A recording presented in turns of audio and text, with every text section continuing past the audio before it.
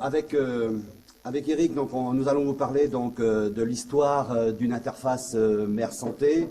Cette histoire donc, a débuté dans le cadre du cancéropôle Grand Ouest, où du fait de notre situation géographique avait émergé un axe évident qui était valorisation des molécules marines, et en particulier donc, dans le domaine de la santé. Et on va vous raconter comment on est parti d'un modèle de biologie végétale à un modèle de biologie humaine, et donc le trait d'union étant le signal danger. Donc on va commencer par la biologie végétale, et je vais continuer après Eric donc, sur la biologie humaine. Bonjour à tous. Effectivement, je vais présenter le travail d'amont qui correspond donc à un travail qui a été initié sur des macroalgues, plus précisément sur des grandes algues rouges. Je vais découvrir certains du PowerPoint, puisque c'est vrai que je viens de rentrer du Canada hier soir et je vais pouvoir rebondir, je suis un petit peu décalé. Alors très clairement, en fait, tout simplement, moi je travaille dans une équipe qui est le laboratoire de l'environnement marin, qui est une UMR mix du CNRS, de l'UBO, de l'IFREMER, de l'IRD, et nous sommes situés, je dirais, dans la composante mère de cette université, qui s'appelle l'Institut universitaire européen de la mer. Alors moi je travaille depuis très longtemps sur les grandes algues marines, et je m'intéresse en particulier à tout ce qui va concerner les réponses d'adaptation de ces algues aux contraintes de l'environnement. Il faut bien considérer qu'effectivement, sur les modèles sur lesquels nous travaillons, on a des fortes contraintes d'environnement, on appelle ça des facteurs abiotiques. En particulier, on peut voir très facilement en Bretagne les contraintes liées à l'émersion et à l'immersion. Donc là, on est sur un modèle tout à fait particulier. Des contraintes liées par exemple à la salinité, qui vont correspondre à des fortes concentrations salées, par exemple dans les cuvettes maritimes, où on voit que la salinité de 33 peut monter à 40, 42, et au contraire des dessalures, voire donc des phénomènes de désalinisation, lorsqu'on va se trouver en abondance de d'écoulement de rivières, en zone littorale. Donc tous ces facteurs-là, et il y en a beaucoup d'autres, je dirais, sont un facteur de stress pour le modèle végétal que sont les grandes algues. Alors cette cellule d'algues marine, elle est caractérisée, à la différence des plantes supérieures, par l'existence d'une paroi qui est tout à fait particulière, puisque la phase, je dirais, structurelle, c'est-à-dire la structure dure, est très faible, la quantité de cellulose est faible. Par contre, on a une matrice constituée d'hydrogel, de polysaccharides, très originaux, qui ont une caractéristique majeure, c'est qu'ils sont polyanioniques, ce qui est assez rare sur le monde des végétaux terrestres. Donc la particularité, c'est ça. Ça va donc permettre cette adaptation. Ça va en quelque sorte aussi protéger la cellule végétale à l'intérieur. Donc il y a cette paroi qui va entourer cette cellule végétale. Donc là, la richesse, elle est exceptionnelle. On est en Bretagne. La Bretagne, c'est un des 5 hotspots en biodiversité des grandes algues dans le monde. On a là à peu près plus de 700 espèces de décrites. Donc c'est effectivement des modèles très étudiés. Nous, on s'est intéressé aux algues rouges, et en particulier, on a caractérisé eh bien, toutes ces molécules qui vont être des molécules signal en réponse à un stress salin.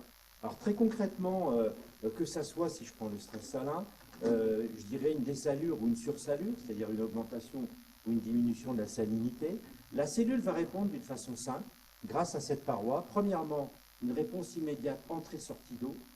Deuxième point, échange d'ions. Et là, la particularité de la paroi, c'est de fixer des ions, donc il va y avoir un certain nombre d'ions qui vont s'échanger.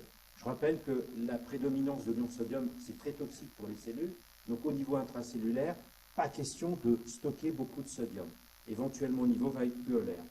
Donc quand ces deux mécanismes ont été mis en place, un troisième va arriver qui est beaucoup plus lent, qui est à étudier selon les espèces, mais en tout cas la réponse est la suivante. On va avoir synthèse de composés organiques, qu'on appelle des solutés compatibles, en réponse donc à cette continuité du stress.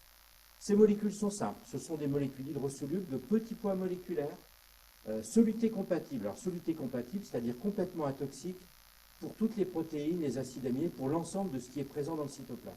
On a donc là des molécules importantes.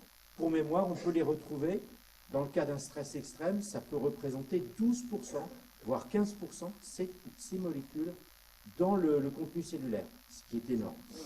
Elles remplacent en quelque sorte l'eau. Alors ces molécules, on a travaillé dessus, donc effectivement, elles se caractérisent, on va dire, par des synthèses assez simples. avec par exemple des dérivés du galactose, des dérivés du mannose. On en trouve d'autres, hein, elles sont communes aux vivants, et bien entendu, elles vont se trouver synthétisées par ce stress. Et l'intérêt majeur sur ce point, c'est qu'on va avoir une origine. C'est-à-dire qu'en fait, ces molécules correspondent à quelque chose. Nous, au laboratoire, on a travaillé à peu près une vingtaine d'années sur ces modèles. En fait, ça vient probablement de la voie carbonée, et en particulier de dérivés issus justement de ces composés de parois, qui sont des polygalactoses. Donc vous voyez un petit peu la liaison. Ce travail de synthèse, je dirais, en réponse A, met en place des enzymes, des systèmes enzymatiques, met en place aussi une molécule qui est très connue dans le monde végétal, qui est des dérivés de l'amidon, l'amidon. Chez nous, dans les algues rouges, on appelle ça l'amidon floridéen, l'amidon des algues rouges. Donc des chaînes assez simples, là aussi, hein, des chaînes des bêta-1,4-glutane. La réponse, en tout cas, c'est que ces différents échanges vont générer, en particulier, là, on a une structure qui est particulière, qui, vous voyez, simple, hein. C'est un mannose-glycérol, et qui est relativement, on pourrait dire, universel, mais qui, dans les algues rouges modèles, représente des quantités importantes. Alors, c'est sur ça qu'on a travaillé. Nous, on trouvait intéressant, effectivement, bien entendu, de sortir du milieu marin pour aller au laboratoire conditionner ce matériel biologique. Alors, ce type de travail qui a conduit à passer le relais à Christian, à l'équipe de Christian, c'est beaucoup de travail, c'est à peu près une vingtaine d'années d'études dans notre laboratoire. C'est trois thèses, une vingtaine de publications de niveau international. L'objectif étant de mieux comprendre la synthèse et la dégradation de ces osmolytes et de les relier aux différents composés carbonés présents dans l'algue en dehors de ces osmolytes. C'est un peu le travail que l'on a conduit. Voilà. Alors, passons à la biologie humaine. On avait des raisons de penser que cette molécule de structure archaïque, en particulier avec un composant mannose, puisse entraîner donc une réponse immune innée et donner un signal danger dans l'organisme, en sachant qu'il y avait déjà des modèles que vous connaissez, de Charles Janouet, de Polly Matzinger, qui décrivaient donc ces molécules archaïques. Donc ils ont décrit selon les PAM, hein, pathogènes associated molecular pattern, donc des motifs moléculaires associés aux pathogènes qui sont capables de donner une réponse immunologique et en particulier via les Toll-like récepteurs.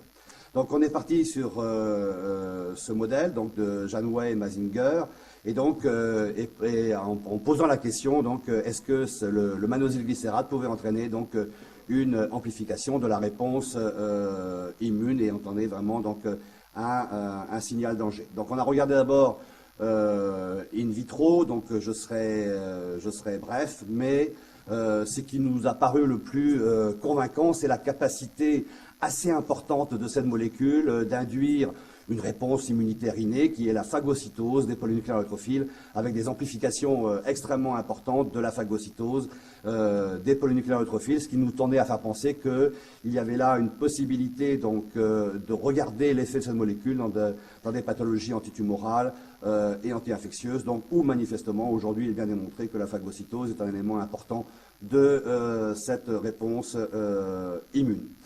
Et on a regardé donc sur une phase in vivo, donc chez l'animal. Il s'agit donc d'une souris immunocompétente dans un modèle donc syngénique de greffe leucémique, et de façon à pouvoir comparer avec un anticorps monoclonal de référence chez l'homme qui est le rituximab.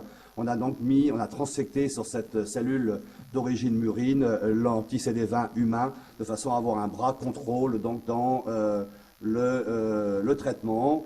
Et donc, vous voyez donc le placebo, donc après la greffe syngénique, donc leucémique chez l'animal, donc tout le monde est mort à 100 jours, avec le traitement de référence, donc un animal sur 3 donc est sauvé. Et donc vous voyez qu'avec le mannose-glycérate, on arrivait donc à sauver un animal sur 2, et quand on additionnait donc l'anticorps monoclonal et le rituximab, on arrivait à sauver donc 2 animaux sur 3, et avec un élément qui nous a paru extrêmement intéressant, notamment des greffes leucémique, donc pulmonaire, et vous voyez de façon évidente qu'avec le mannose-glycérate, on nettoie le poumon, ce qui explique que l'animal, in fine, va bien et respire mieux donc, après la perfusion continue donc, de cette molécule.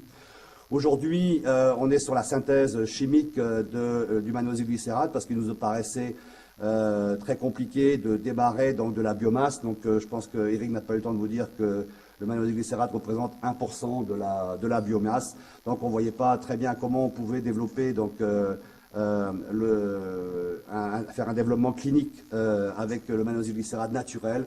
Et donc, aujourd'hui, donc, le mannose-glycérate de synthèse est fait et donc est en train de passer à nouveau en phase animale. Donc voilà l'interface Mère Santé avec les collaborations donc, de Leucémie Espoir Recherche, la Fédération Leucémie Espoir, l'UBO, le CHRU et aussi Ouest Valorisation. Donc j'espère avoir été dans les temps. Voilà.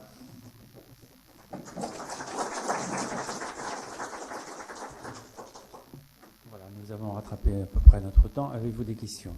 Oui?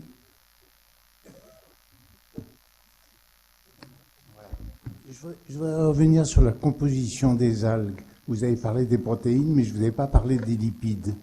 Je sais que les algues sont très riches en acides gras polyinsaturés, que c'est la principale source d'acides gras polyinsaturés, et qu'il y a une société américaine qui s'appelle Martech et qui commercialise ces acides gras polyinsaturés. Est-ce qu'il y a une recherche en France sur ce sujet? En fait, moi, je travaille sur les grandes algues marines. Les grandes algues marines se caractérisent à la différence des microalgues, parce que beaucoup de travaux se font sur les microalgues. Donc on est bien d'accord, on parle bien des mêmes végétaux, souvent ce sont des végétaux marins. Cela dit, les macroalgues se caractérisent par la prédominance des composés glucidiques, essentiellement matriciels au niveau de la paroi. Ensuite, la deuxième catégorie, c'est l'originalité des protéines, c'est-à-dire la teneur en protéines, composés azotés. Il faut savoir qu'effectivement, on va y trouver certains dérivés d'acides aminés assez originaux, dérivés de la taurine, etc., soufrés. Et puis, effectivement, il y a cette part du monde lipidique qui est faible. Très clairement, les lipides, on va dire que c'est à peu près moins de 10% de la masse sèche d'une macroalgue, d'une grande algue marine pluricellulaire. On est, voyez, complètement différent. Le monde des microalgues, effectivement, privilégie la voie lipidique. C'est tout à fait différent.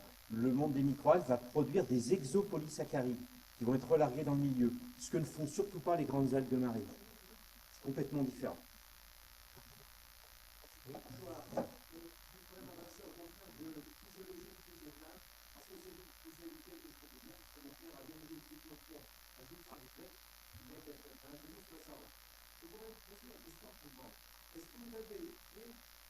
Le phénomène intime de la fabrication de l'amidon par les algues rouges. Et en particulier, est-ce que vous êtes au courant des possibilités que les physiciens sont en train de nous démontrer qu'il y ait là, à ce niveau-là, des phénomènes intimes au niveau microscopique de cohérence-incohérence, dans la mesure où ils arrivent à démontrer ces phénomènes dans des milieux chauds et humides. Et je pense en particulier à deux chercheurs, l'un allemand qui se trouve à Ulm, l'autre qui se trouve à Fribourg, qui sont très avancés dans ces produits-là. Je vous remercie pour cette question parce que c'est effectivement un point intéressant. L'amidon des algues est un sujet à discussion. Très clairement, il y a un petit monde dans les grandes algues marines qu'on appelle les algues calcaires qui synthétisent de l'amidon.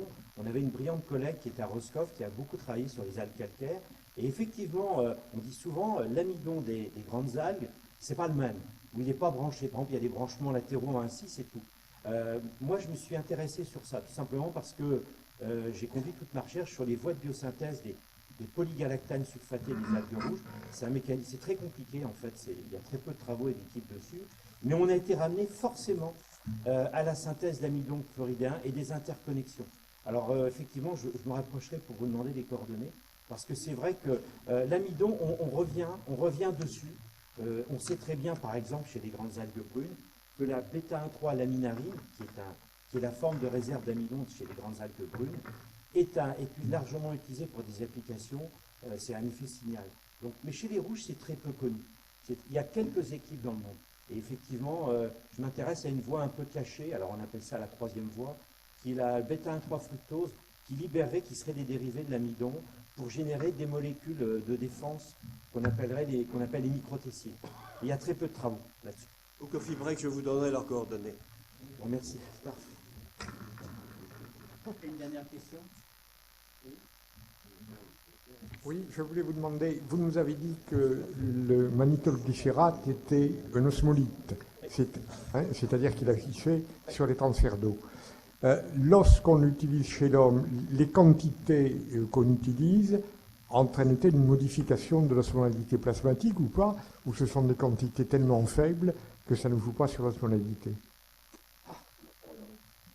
Ouais, en fait, oui, moi je me place à mon rang de cellules végétales. Oui. C'est vrai que, comme je vous disais, quand on pousse les algues, et là on peut se permettre en conditions contrôlées d'aller un peu plus loin que des cas extrêmes du milieu naturel, je pense à des salinités, on a monté à 45, effectivement, on voit que la molécule s'accumule et qu'il n'y a aucun problème. C'est-à-dire qu'on est parfaitement dans une water-like, une molécule qui se substitue à la molécule d'eau.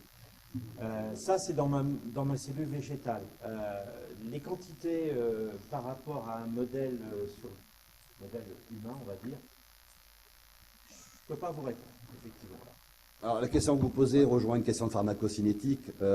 Aujourd'hui, je n'ai pas la demi-vie chez l'homme, mais dans le modèle animal, on a fait en perfusion continue parce que je dois imaginer que la demi-vie doit être extrêmement courte. Donc là, on a une contrainte pharmacocinétique apparente, en tous les cas, de devoir faire aujourd'hui de la perfusion continue pour pouvoir voir un effet immunitaire.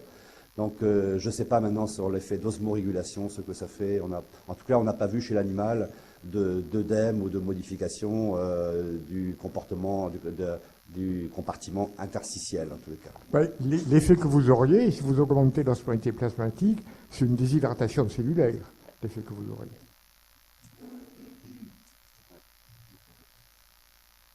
Merci pour ce débat constructif. Nous vous proposons peut-être une petite pause de quelques minutes et puis on va enchaîner sur les technologies de la santé.